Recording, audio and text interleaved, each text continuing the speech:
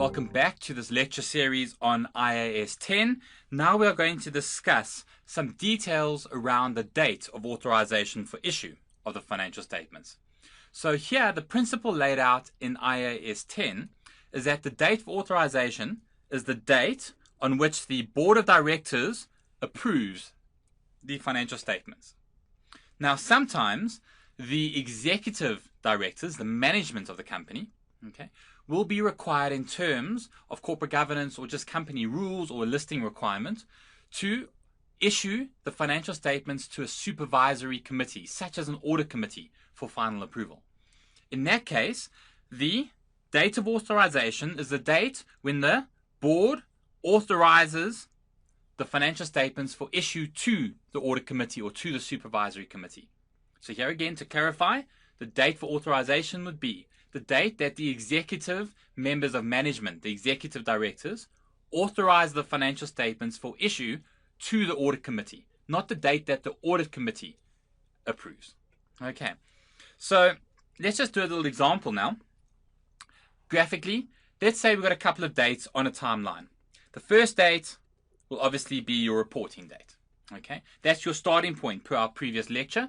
The next date we need to find out is which is the date of authorization of the financial statements per IAS 10. I put a couple of dates down. I've said the date that the draft financial statements are completed and signed off by the auditors.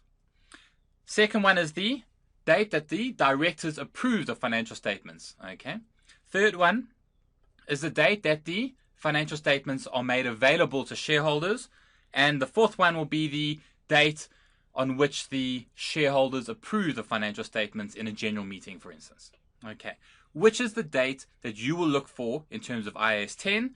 Well, that will be the date that the board of directors approve the financial statements. That will be my authorization date.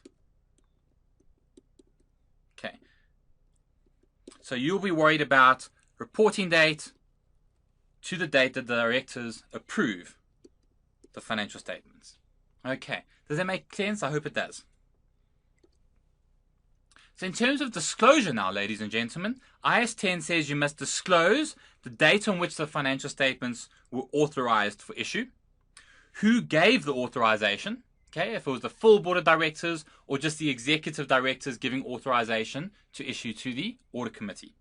And then you must disclose if the shareholders or any other entities or organizations have the power to change the financial statements after they have been authorized for issue.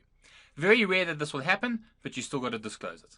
Okay, so please, you need to know reporting date and date that the financial statements are authorized for issue. In terms of IAS 10, you are going to worry about the period between those dates for any post-reporting date events. Thank you.